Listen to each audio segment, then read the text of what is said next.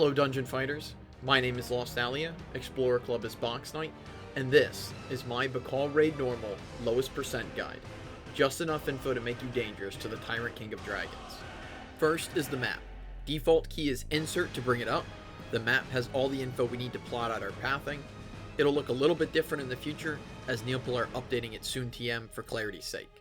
Your goal is simple, kill Bakal before his Angie meter fills up and he gives you an F for failure. At raid start, only the gatekeepers will be active on the map. They periodically summon intercepts to attack your bases, except for Gherda, because she's the best.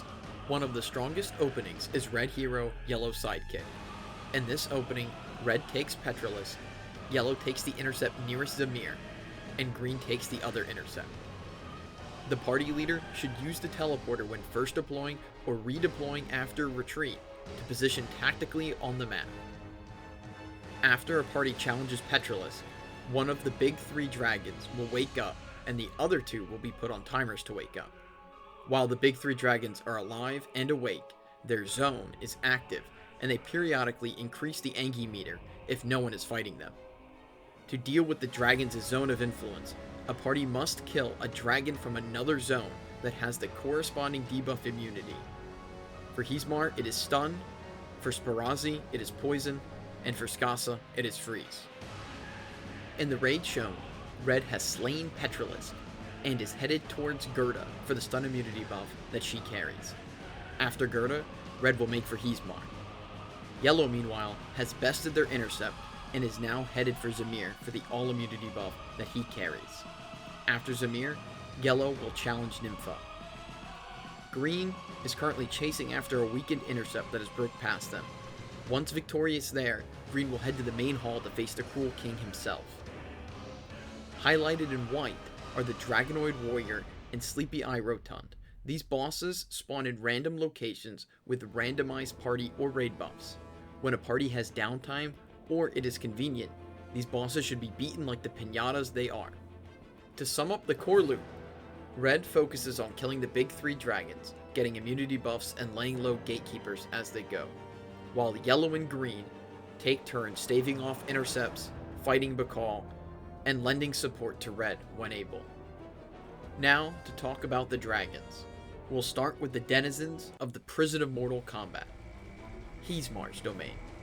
Eclair the Thunder is the normal boss here. She hits hard and has a few different moves. Beat up her pet dragon, Tonir, to delay her stronger attacks, and steal Tonir's meat to buff yourself. The yellow attack indicators are Tonir's attempts to steal his meat back, so avoid them. Eclair's first pattern is Party Rescue. While Eclair and Tonir channel lightning, one party member needs to walk on the green circle in the center of the room.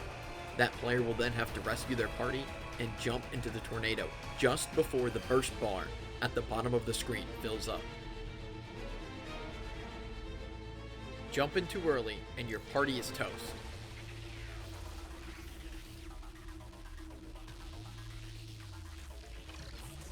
Eclair's second pattern is Breath of the Storm. Dodge incoming rocks and avoid getting sucked into the center of the room. After the breath is ended, run to where it was. There will be a green circle now, and get ready to quick rebound Eclair's finishing move.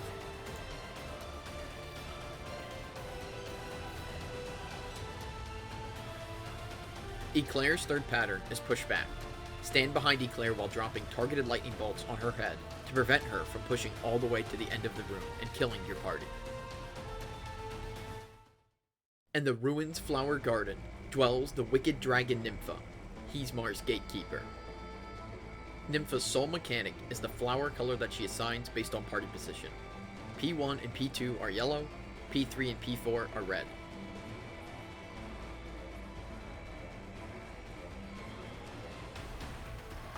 Nympha summons flower circles that can only be cleared by matching the colors.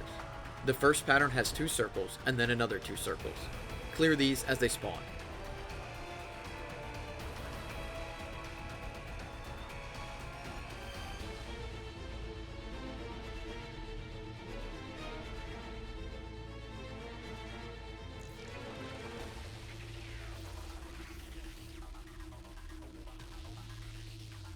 The second pattern has 5 circles that all spawn at once.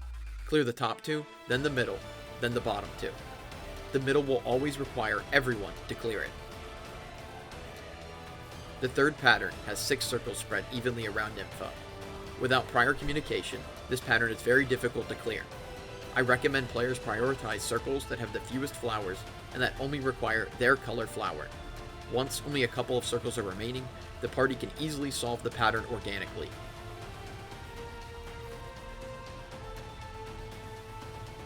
If you're really stuck, Nympha will require the party to clear 30 individual flowers. This pattern is a gimme, so don't fail this one. The Berserk Dragon Hismar makes his lair here in this destroyed palace. His death is necessary to unlock Bakal's health bar. Hismar is simple as far as what you need to know. Red indicators kill, and yellow indicators fill up your Angie meter. As your meter goes up, you take increased damage, but also deal increased damage. When the meter is full, you will also get a big CDR buff for a short time. Aside from that, Hismar will periodically drop thorns on players, but you can bait the thorns to falling where you want them to. It is recommended to drop them on the perimeter of the room and to stack them as you can. Just make sure to avoid any thorn stack piles. The last thing to know about Hismar is how his Berserk works. When the Berserk bar reaches 100%, Hismar will do a special pattern depending on if he's in Phase 1 or Phase 2. In Phase 1, Hismar leaps to the center of the room and lets out his Berserk Dragon Cry. This is a strong DPS phase, so hit him hard. If you have not lowered Hismar's health to half by the time the cast bar finishes, you need to move to the adjacent room or die. Changing rooms soft resets the fight by clearing thorns and emptying your Angie meter. Similarly, transitioning Hismar to Phase 2 also soft resets the fight by clearing thorns and emptying your Angie meter. In other respects, the Phase 2 fight is much the same as Phase 1. In Phase 2, Hismar leaps to the top center of the room and sends out wave upon wave of tremors and quakes. Jump to avoid his onslaught. It is recommended to take at least one level of leap to help you dodge this pattern. After the last wave of tremors is hit, move to the hole in the floor indicated by the green circle. Heed all that, and the first of the big 3 will go down. Moving along, it's time to talk about the Dragons of the Faded Gold Depot. Here, Swan the Rascal is the normal boss. Swan is very similar to his fight in T-War, with a slightly expanded moveset. His hardening mechanic makes him quite resilient, and hard to burst down quickly, though his defenses can be diminished. Grab dropped coins to increase the amount of damage that Swan takes, and avoid his attacks lest he steal the coins back. If you can't break through his gold-plated defenses, Swan will eventually give you a vulnerable opening, so keep fighting until you see your chance. In the webbed gloom of the Hollow Soul Depot lurks Nine-Tailed Blona, Spirazzi's gatekeeper. Blona is a formidable opponent. Her defenses are bolstered by her hardening mechanic, and to get past her steel webs, your party's buffer and one other damage dealer must enter Blona's hidden world. When stack markers appear, have your designated pair stand on them. Once inside the hidden world, both players must break the smaller spider cocoons and drag the newborn spiders to their color-matching larger cocoon. It is recommended for one player to handle the red spiders and the other to handle the purple spiders. Try to stay in for at least 2 sets of cocoons before calling for help on the left side of the room, and don't forget to grab the heal fairy in between cocoon sets. In the main room, Blona has 3 other patterns, 2 of which involve cocoons. The first pattern is Party Rescue.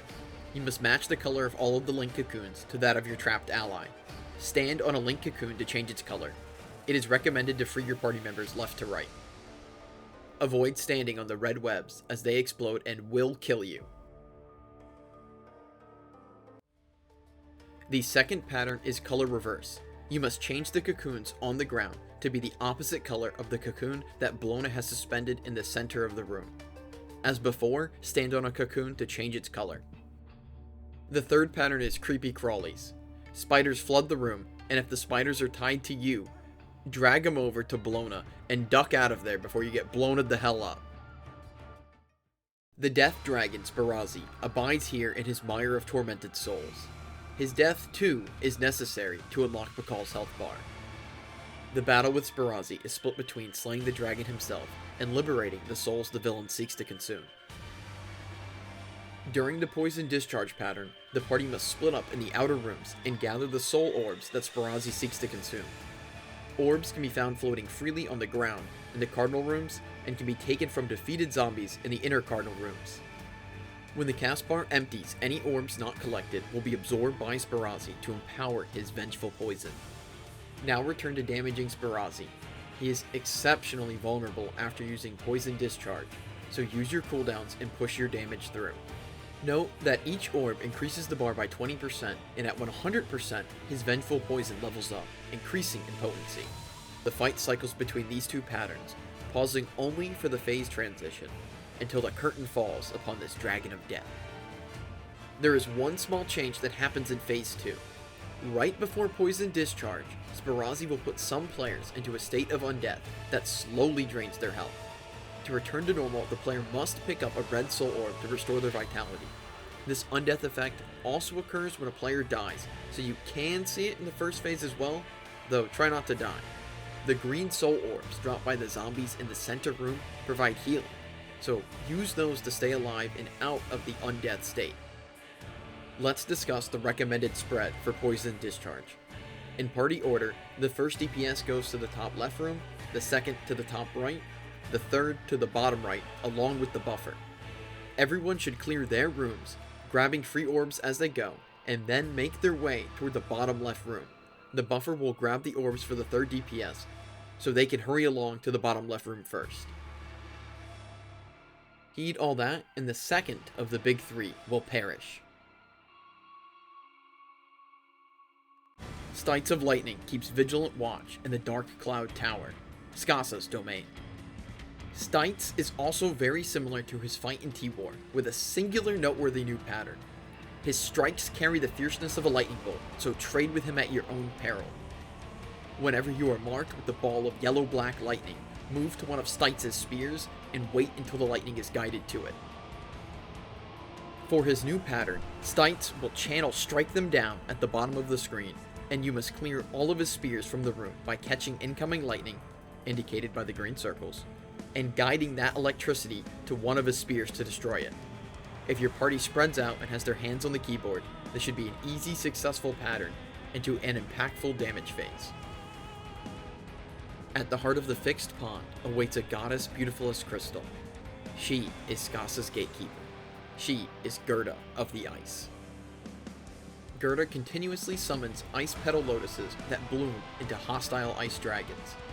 Keep these flowers from opening by completing the QuickTime event that appears when you stand on them. Press X in the blue zone to de-rank a lotus by 1 bloom. Press X in the white zone to destroy the lotus completely. Gherda and her lotuses emanate an aura that protects from the cold. Jump between these safe zones or risk being frozen. A minor pattern to watch for is Ice Clone Tornadoes. Bait the Gherda clones to face away from the center of the room when they cast their tornadoes.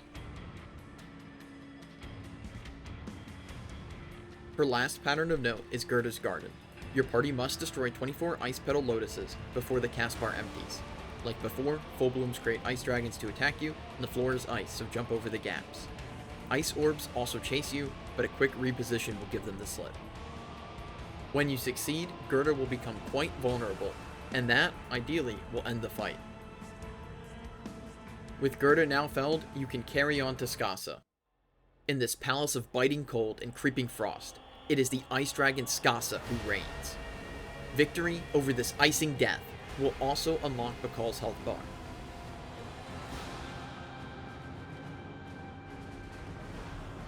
The first pattern is Raging Blizzard. Skasa will attempt to freeze your party with a blizzard that constantly increases your freeze meter. Sarah Wayne will drop you a napalm pack, so grab that and use tab to deploy it to keep your team warm. Worry about the napalm side effects another day. The second pattern is No Escape. Avoid the ice shards that Skasa creates by jumping over them. He will create these shards twice. After the second set of shards, position on the opposite side of the room from Skasa and shelter behind the ice pillars. The third pattern is Bitter Cold. Skasa will disappear and summon various ice storm patches and ice crystals. The crystals have a green circle around them that increases your freeze meter without causing damage. By the time the bitter cold cast bar at the bottom of the screen has filled, you must be frozen or die. It is recommended to get your meter very close to full before Skasa emerges again, and to freeze yourself once he is back in the room. If you are really low on freeze meter, you can face tank damaging effects, including Skasa's return, to rapidly increase your meter. Phase 2 is pretty much the same as Phase 1, except for the addition of a new pattern.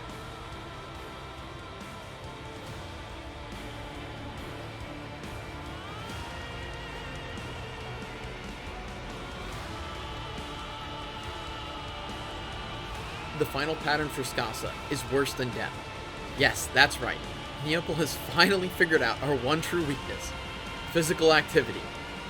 Skasa retreats 2 rooms away, forcing you to chase after him. You must navigate a shifting maze of ice pillars while playing red light green light with Skasa's razor winds. If you have an Irene, you can use it to ignore the winds and get over to Skasa to start damaging him as soon as possible. Keep in mind that the increased damage still only comes after Skasa's concentration cast bar has fully filled up.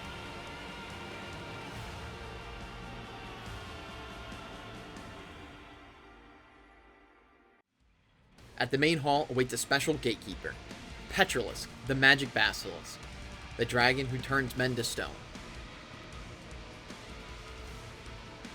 Petrilisk has a petrification meter that is affected by most other actions in the fight. Getting hit or looking at Petrilisk increases your petrification meter amongst other things. Green orbs reduce your petrification meter. His main pattern is turn to stone. Break the rune engraved stone pillars and take the yellow orbs they contain to Petrilisk before the cast bar can empty. Make sure to grab a green orb in between yellow orb runs to keep your petrification meter from rising too high. If you get petrified with a yellow orb, you lose that orb. Finally, we're inside the main hall ready to fight Bakal. It is important that a party is always fighting Bakal, as his Angie meter fills up much faster when no one is in there. Remember, the goal is to kill Bakal before his Angie meter can fully fill up. When you enter, you'll have a short amount of time before Bakal starts assigning meteors. The big red circle above your head means you've got a meteor coming. When that happens, you need to drop it in an empty room. Normally, corners are best, however different patterns require meteors to be dropped in different places. If you drop a meteor in a room that had already been hit by a meteor, your party will take increased damage for a time, so try to avoid that. You must use your mini-map to figure out where to go for this and other patterns. Dragon Brand is the next pattern. Match your symbol to the one on the map to get a protective shield. If you meteor a room with a symbol or brand in it, you destroy it, and whoever had that symbol probably dies because of it. This pattern is a bit different in Phase 2, but that's for later. Here, we need only go to our brand and sit in it.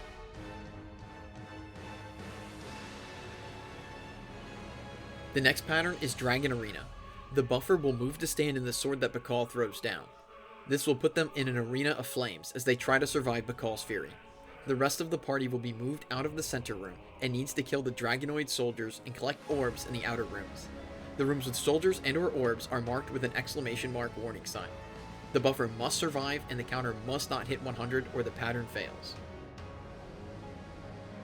The Dragon Arena pattern makes a return in Phase 2 with a slight variant on how it functions, but we'll get to that later. Our next pattern is Blazing Flames. 2 party members get marked for meteors and must leave the center room. After the meteors have been dropped in an empty room, head for the outer room with the lit warning sign. There, the 2 must guide an orb to the sigil in the center of the room, while avoiding the orb hitting the fire raining down in the room. Hit the orb to have it move in a straight line towards you. Make sure not to drop fire in the orb's path or on the sigil. After the first orb is cleared, 2 party members will again be selected and have to repeat for the second orb in a different room.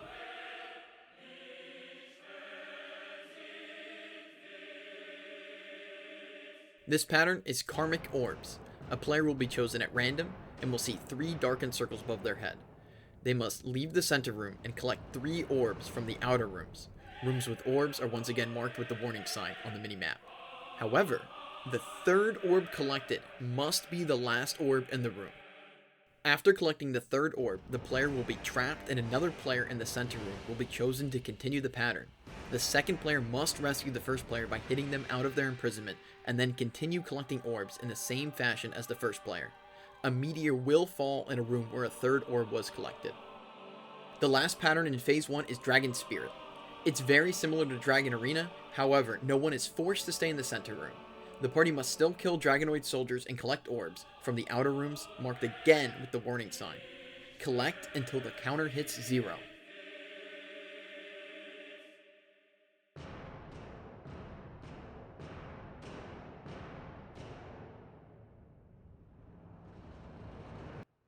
At 50% HP, Bakal's gloves come off and we enter Phase 2. There are some returning patterns, some modified patterns, and some completely new patterns. Here again we have the meteor pattern, just like Phase 1.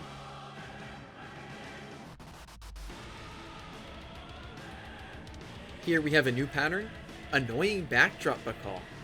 You can't really do any damage during this pattern, so just do your best to avoid taking any hits. At the end, make sure to move out of the way of Bakal's return to the room.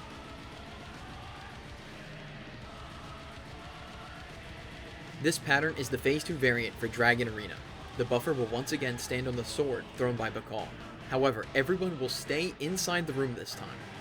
The party members who did not pick up the sword will have small meteors fall down on them throughout this pattern, and are drastically slowed if they enter the arena in the center of the room. Watch for Bakal's Earthstrike attack. You can dodge it by jumping or backstepping at the right time. At the end of the pattern, a protective barrier will form on top of the person doing the challenge, in this case the buffer, so make sure to stack on them. The Princess Peach pattern is also unique to Phase 2. When Bakal grabs one of your party members, chase after him and attack the flames which bind them to set them free. Bakal's attack, Ashes to Ashes, still happens even when you rescue your party member, so do not linger in the red circle. For Sharpened Blade, hit Bakal with everything you've got. You need to reach a damage threshold or fail this pattern. Watch for the frequent earth strikes during this pattern and be ready to move when the Forged Blade bar fully fills. When this happens, Bakal floods the center room with flames. 2 party members, typically P1 and P2, should go left out of the room, and 2 party members, typically P3 and P4, should go right out of the room. Fight through the Dragonoid soldiers in the outer rooms before the flames engulf you, and grab the flaming orb in the last room before you return to the center. It gives you a big damage boost, so do not forget to pick it up.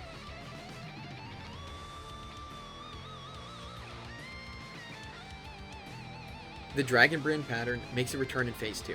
However, this time you must not only go out and grab your symbol, but you must bring it back to the center room as well. Bakal will be targeting players with meteors throughout the whole pattern, so stay focused and don't boom anyone's brand. You know you succeeded when the red protective barrier enshrouds you.